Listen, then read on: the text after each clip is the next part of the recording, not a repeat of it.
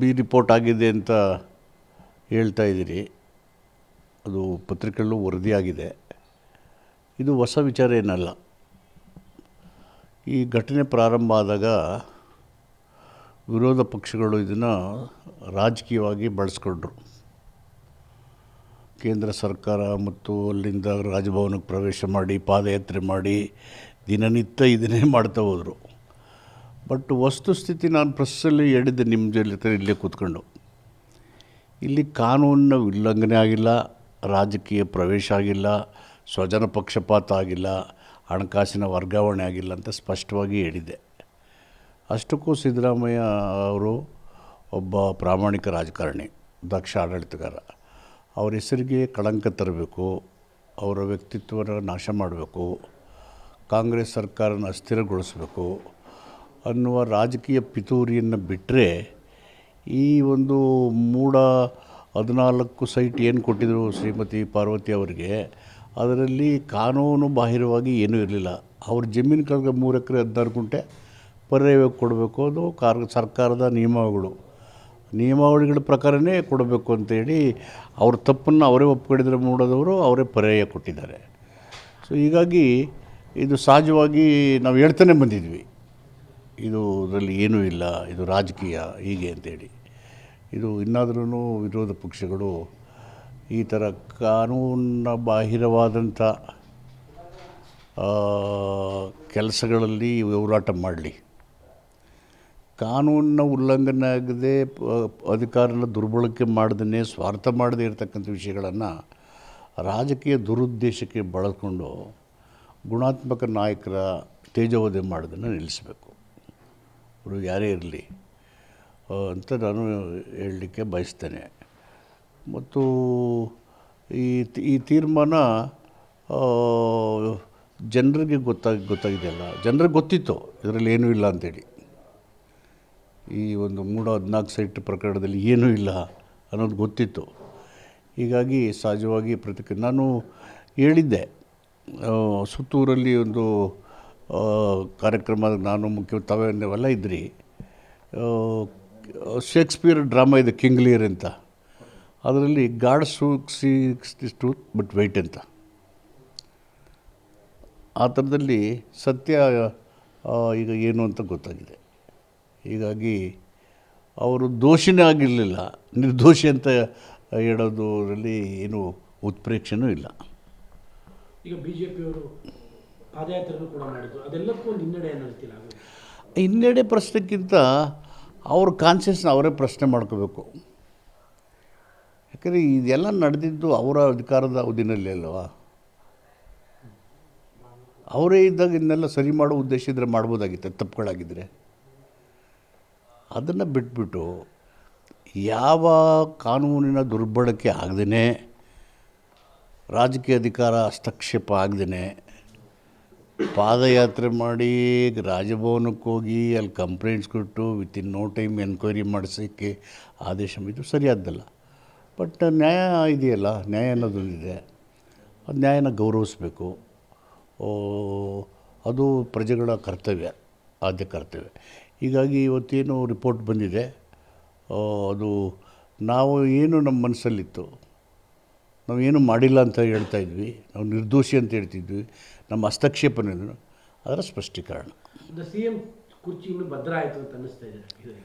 ಅಲ್ಲ, ಈ ಘಟನೆಗೂ ಕುರ್ಚಿಗೂ ಸಂಬಂಧ ಇಲ್ಲ. ಬಟ್ ವಿರೋಧ ಪಕ್ಷಗಳು ಇದರ ನೆಪದಲ್ಲಿ ಕುರ್ಚಿ ಅಲ್ಲಾಡ್ಸೋಕ್ಕೆ ಪ್ರಯತ್ನ ಮಾಡ್ತಾಯಿದ್ದು, ಅದಕ್ಕೆ ಅವಕಾಶ ಸಿಕ್ಕಲಿಲ್ಲ. ಇನ್ನು 3.5 ವರ್ಷ ಸಿದ್ದರಾಮಯ್ಯ ಚೇರ್ಮನ್ ಗಟ್ಟಿಯಾಗಿರೋದಕ್ಕೆ ಅನುಕೂಲ ಆಯಿತಾ? ಇಲ್ಲ, ಅದು ಮುಖ್ಯಮಂತ್ರಿ ಪ್ರಶ್ನೆ ಇಲ್ವಲ್ಲ. ಈಸ್ ಚೀಫ್ ಮಿನಿಸ್ಟರ್, ಈ ವಿಲ್ ಕಂಟಿನ್ಯೂಸ್ ಚೀಫ್ ಮಿನಿಸ್ಟರ್. ಅಲ್ಲ, ಯಾಕೆಂದರೆ ಇದೇ ವಿಚಾರದಲ್ಲಿ ಇಟ್ಕೊಂಡು ಅವರು ಇಳಿಸುವ ಪ್ರಯತ್ನಗಳನ್ನ, ಅದೇ ಬರೀ ಸಿದ್ದರಾಮಯ್ಯರ ಕುರ್ಚಿ ಒಂದೇ ಅಲ್ಲ, ಇಡೀ ಕಾಂಗ್ರೆಸ್ಸನ್ನು ಬುಡಮೇಲು ಮಾಡುವಂಥ ಪ್ರಯತ್ನ ನಡೀತಿದ್ದು. ಪಾರ್ಟಿ ಆಸ್ ಗೌರ್ಮೆಂಟ್ ಡಿಸ್ಟೆಬಿಲೈಸ್ ಮಾಡುವಂಥ ರಾಜಕೀಯ ಪಿತೂರಿಗೋಸ್ಕರ ನಡೆದಂಥ ಒಂದು ಘಟನೆ ಇದು. ಮತ್ತೊಂದಿಷ್ಟು ಗಟ್ಟಿಯಾಗ್ಬಿಟ್ರು ಸಿದ್ದರಾಮಯ್ಯ ಈ ವಿಚಾರ. ಅವರು ಗಟ್ಟಿಗೆ ಇದ್ದಾರೆ. ಈ ಘಟನೆಯಿಂದ ಏನು ವಿಚಲಿತರಾಗಿಲ್ಲ, ಯಾಕೆಂದ್ರೆ ಏನೂ ಇಲ್ವಲ್ಲ. ಅಲ್ಲ, ತೀರ್ಪು ಈ ಥರ ಒಂದು ಬಿ ರಿಪೋರ್ಟ್ ಆದಮೇಲೆ ಮತ್ತಷ್ಟು ಗಟ್ಟಿ ಆದರು. ಒಂದು ಪ್ರತಿಯೊಬ್ಬರಿಗೂ ಒಂದು ಕಾನ್ಷಿಯಸ್ ಅಂತ ಇರ್ತದೆ, ಅಂದರೆ ಒಳ ಮನಸ್ಸು. ಆ ಮನಸ್ಸು ಚೆನ್ನಾಗಿ ಗೊತ್ತಿತ್ತಲ್ಲ, ಸ್ಪಷ್ಟತೆ ಇತ್ತು. ಇಲ್ಲೇನೂ ಇಲ್ಲ, ನಮ್ಮ ಪಾತ್ರ ಇಲ್ಲ ಎಂದು ಸ್ಪಷ್ಟತೆ ಇತ್ತು. ಹೀಗಾಗಿ ಇನ್ನಷ್ಟು ಗಟ್ಟಿಯಾಗೋ ಪ್ರಶ್ನೆ ಇಲ್ಲವಿಲ್ಲ, ಗಟ್ಟಿಯಾಗೇ ಇದ್ದಾರೆ. ಎಲ್ಲೊಂದು ಕಡೆ ಹರಿಪ್ಪ ಪಾಟೀಲು ಕೂಡ ಈ ಪ್ರಕರಣ ಇಟ್ಕೊಂಡು ಅವರ ಕೈಗಿಳಿಸುವಂತಹ ಪ್ರಯತ್ನಗಳಾಗ್ತಾ ಇತ್ತು, ಕೆಲವರು ಮಾಡ್ತಾ ಇದ್ರು. ಅದು ನನಗೆ ಗೊತ್ತಿಲ್ಲ, ನಿಮ್ಗೇನಾದ್ರು ಗೊತ್ತಿರೋ ಸ್ವಲ್ಪ ಗುಟ್ಟಾಗಿ ಹೇಳಿ ತಿಳ್ಕೊಳ್ಳೋಕ್ಕೆ ಪ್ರಯತ್ನ ಅಲ್ಲ, ಮಾಡ್ತೀನಿ. ಇನ್ನು 3.5 ವರ್ಷ ಆ ಚೇರ್ ಮೇಲೆ ಇರ್ತಾರೆ ಸಿದ್ದರಾಮಯ್ಯನವರು ಅಂತ. ಅವರು ಕೂತು ಕೆಲಸ ಮಾಡ್ತಾಯಿದ್ದಾರಲ್ಲ, ಹಾಂ, ಕೂತು ಮುಖ್ಯಮಂತ್ರಿ ಕೆಲಸ ಮಾಡ್ತಾಯಿದ್ದಾರೆ, ಕೆಲಸ ಮುಂದುವರಿತಾ ಇದೆ. ಯಾಕೆಂದರೆ ತೀರ್ಮಾನ ಆಗ್ಬಿಟ್ಟಿದೆ, ಇಳಿತಾ ಇದ್ರು, ಆ ಥರದ್ದು ಮಾತುಗಳಿದ್ದಾವೆ. ಅದು ಹೈಕಮಾಂಡ್ಗೆ ಅಷ್ಟೇ ಗೊತ್ತು, ನನಗೆ ಅಥವಾ ಇನ್ಯಾರಿಗೂ ಗೊತ್ತಿಲ್ಲ. ಹಾಂ, ಹೈಕಮಾಂಡು ಎಲ್ಲಕ್ಕೂ ಅದೇ ಶ್ರೇಷ್ಠ ಅಲ್ವಾ ಪಕ್ಷಕ್ಕೆ. ಹಾಂ. ಸೊ ಅವ್ರಿಗೆ ಗೊತ್ತಿರ್ತದೆ, ಅವರು ಏನು ಮಾಡ್ತಾರೆ ಅದೇ ಅಂತಿಮ. ಅಲ್ಲ, ಭದ್ರಾಗಿದೆಯಾ ಡಾಕ್ಟರ್ ಯಾರು ಸಿದ್ದರಾಮಯ್ಯನವರು ಭದ್ರವಾಗಿದ್ದಾರೆ? ಹೈಕಮಾಂಡು ಹೇಳಿದ್ರಿಂದಲೂ ಸಿದ್ದರಾಮಯ್ಯ ಮುಖ್ಯಮಂತ್ರಿಯಾಗಿ ಕೂತಿರೋದು. ಹಾಂ, ಈಗ ಹೈಕಮಾಂಡೇ ಹೇಳಿದ ಮೇಲೆ ಹೈಕಮಾಂಡ್ ಆದೇಶ ಏನು ಬರ್ತದೆ ಪಾಲನೆ ಮಾಡಬೇಕು, ಮಾಡ್ತಾಯಿದ್ದಾರೆ. ಅಲ್ಲ, ಅದೇ ಇನ್ನೂ 3 ವರ್ಷ ಭದ್ರವಾಗಿರ್ತಾರ ಅಂತ. ಸದ್ಯಕ್ಕೆ ಅದು ಬೇಕೇ ಬೇಡವನ್ನೋ ಪ್ರಶ್ನೆನೇ ಇಲ್ವಲ್ಲ. ಹಾಂ, ಯಾಕಂದ್ರೆ ಬದಲಾವಣೆ 3.5 ವರ್ಷ ಒಂದು ಬಿಟ್ಟು ಬಾಕಿದೆಲ್ಲ ಹೇಳ್ತಾ ಇದ್ರಿ. ಹಾಂ, 3.5 ವರ್ಷ ಒಂದು ಬಿಟ್ಟು ಬಾಕಿದೆಲ್ಲ ಹೇಳ್ತಾ ಇದ್ರಿ. ಅದರ ಪ್ರಶ್ನೆ ಬಂದೇ ಇಲ್ವಲ್ಲ. ಆ ಥರ ಪ್ರಶ್ನೆ ಬಂದಾಗ ಹೈಕಮಾಂಡು ಗಮನಕ್ಕೆ ಬರುತ್ತೆ. ಅಂದರೆ CM ಬದಲಾವಣೆ ಪ್ರಶ್ನೆನೇ ಬಂದಿಲ್ಲ ಅಂತ ತಾವು ಹೇಳಿದ್ರು. ಸದ್ಯಕ್ಕೆ ಬಂದೇ ಇಲ್ವಲ್ಲ, ಹಾಂ, ಪ್ರಶ್ನೆನೇ ಬಂದಿಲ್ಲ. ಹಾಂ, ಸಿದ್ದರಾಮಯ್ಯನವ್ರನ್ನ ಶಾಸಕರು ಆಯ್ಕೆ ಮಾಡಿ ಹೈಕಮಾಂಡ್ ಅದಕ್ಕೆ ಮುದ್ರೆ ಒತ್ತಿದ್ದಾರೆ ಸಿದ್ದರಾಮಯ್ಯ ಮುಖ್ಯಮಂತ್ರಿ ಅಂತ. ಈ ಗ್ಯಾರಂಟಿನೋ ಅಲ್ವೋ ಭದ್ರನೋ ಅನ್ನೋ ಪ್ರಶ್ನೆ ಬಂದೇ ಇಲ್ವಲ್ಲ. ಯಾಕಂದರೆ BJP-ಯವರೆಲ್ಲ ಟೈಮ್ ಕೊಡ್ತಾ ಇದ್ದಾರೆ, ಈ ಟೈಮಲ್ಲಿ ಇಳಿದು ಬಿಡ್ತಾರೆ, ಇನ್ನೇನು ಟೈಮ್ ಕೌಂಟ್ ಡೌನ್ ಶುರುವಾಗಿದೆ. ಅದೇ ಕೊಟ್ಟಿದ್ದಾರೆ ಅಶೋಕ್. ಆನೆ ಹೋಗ್ತಾ ಇತ್ತು, ನರಿ ನೋಡ್ತಾ ಇತ್ತು ಕೆಳಗಡೆ, ಆನೆದು ಬಿಡಲಿಲ್ಲ, ನರಿ ತಿನ್ನಲಿಲ್ಲ. ಆ ಥರ ಅವ್ರ ಕತೆ. ಡಾಕ್ಟ್ರೆ, ಇದಾಗಿದೆ ಈ ಗ್ಯಾರಂಟಿ ಯೋಜನೆ ಹಣ ಸರಿಯಾದ ಟೈಮಿಗೆ ಬರ್ತಾ ಇಲ್ಲ ಅನ್ನೋದು ಒಂದು ವಿಚಾರ. ಆದರೆ ಜಾರ್ಜ್ ಅವರು ಅದೇನೋ ತಿಂಗಳು ಸಂಬಳನ ಪ್ರತಿ ತಿಂಗಳು ಹಾಕಕ್ಕೆ ಅಂತೇಳಿ ಹೇಳಿದ್ದಾರೆ. ಯಾರು ತಿಂಗಳ ಸಂಬಳ? ಗ್ಯಾರಂಟಿ 2,000 ರೂಪಾಯಿ ಹಣ ಪ್ರತಿ ತಿಂಗಳು ಬರ್ತಾ ಇಲ್ಲ ಅನ್ನೋದು ಒಂದು ವಿಚಾರ. ಆದರೆ ಅದು ತಿಂಗಳು ಸಂಬಳನ ಪ್ರತಿ ತಿಂಗಳು ಕೊಡಲೇಬೇಕು ಅಂತ ಹೇಳಿದ್ದಾರೆ ಜಾರ್ಜ್. ಅಲ್ಲ, ಕೊಡ್ತಾ ಇದ್ದೀವಲ್ಲ ಅವ್ರಿಗೆ 2 ತಿಂಗಳು ಗ್ಯಾರಂಟಿ ಕೊಡ್ತಾನೆ ಇದ್ದೀವಲ್ಲ. 4 ತಿಂಗಳಿಂದ ಬಂದಿಲ್ಲ. ಈಗ ಅದು ಸ್ವಲ್ಪ ನಿಧಾನ ಆಯಿತು, ಕೊಡ್ತಾರೆ ಅಂತ ಹೇಳಿದ್ದಾರೆ ಈಗ. ಬಟ್ ಜಾರ್ಜ್ ಹತ್ರ ಮಾತಾಡ್ತಾರಲ್ಲ ಅಂತ, ಅದೇನು ತಿಂಗಳು ಸಂಬಳನ ಪ್ರತಿ ತಿಂಗಳು ಬರುತ್ತೆ. ಓ, ಆ ಥರ ಹೇಳಿದ್ರಾ? ಹಾಂ, ಅಂದರೆ ಅದು ಪ್ರತಿ ತಿಂಗಳು ಬರೋಕ್ಕೆ ಅದೇ ತಿಂಗಳ ಸಂಬಳನ. It is a guarantee. ಅದು ಇದು ಸರ್ಕಾರದ ಎಂಪ್ಲಾಯ್ಮೆಂಟ್ ಕೊಡೋವಂಥ ಕಾರ್ಯಕ್ರಮ ಅಲ್ಲ. ಯಾವ ಜನರಿಗೆ ಮಾಸಿಕವಾದಂಥ ನಿರ್ದಿಷ್ಟ ಆದಾಯ ಇಲ್ವೋ ಆ ಜನ ಬದುಕು ಸಾಗಿಸೋದು ಕಷ್ಟ. ಸ್ವಾವಲಂಬಿ ಪ್ರತಿನಿತ್ಯದ ಜೀವನಕ್ಕೆ ಅವರು ದುಡಿಮೆಯಿಂದನೇ ಅವರ ಜೀವನ ನಡೆಸಬೇಕು. ಅಂಥವ್ರಿಗೆ ನಾವು ಆರ್ಥಿಕ ಭದ್ರತೆ ಕೊಡಬೇಕು ಅಂತಂದಿರೋಂಥ ರಾಜಕೀಯ ಪ್ರೇರಿತವಲ್ಲದ ಕಾರ್ಯಕ್ರಮ ಇದು ಗ್ಯಾರಂಟಿ. ಹೀಗಾಗಿ 1 or 2 months ಲೇಟ್ ಆಗಿದೆ, ಕೊಡ್ತಾರೆ. ಡಾಕ್ಟರ್, ಈಗ ದಲಿತ ಮುಖಂಡರ ಸಮಾವೇಶ ಮಾಡಬೇಕು ಕಾಂಗ್ರೆಸ್ಸಲ್ಲಿ ಅನ್ನೋದು ಚರ್ಚೆ. ಇಲ್ಲ, ಅದು ಒಂದು ಸಭೆಗೆ ಯಾರೂ ಬೇಡ ಅಂತ ಹೇಳಲ್ಲ, ಸಭೆ ಮಾಡಬಾರ್ದು ನಿಲ್ಲಿಸ್ಬಿಡಿ ಅಂತ ಯಾರು ಹೇಳಲ್ಲ. ಮಾಡುವಾಗ ಹೆಚ್ಚು ಪರಿಣಾಮಕಾರಿಗೆ ಎಲ್ಲರೂ ಸೇರ್ ಮಾಡಿ ಅನ್ನೋದು ಸದುದ್ದೇಶ.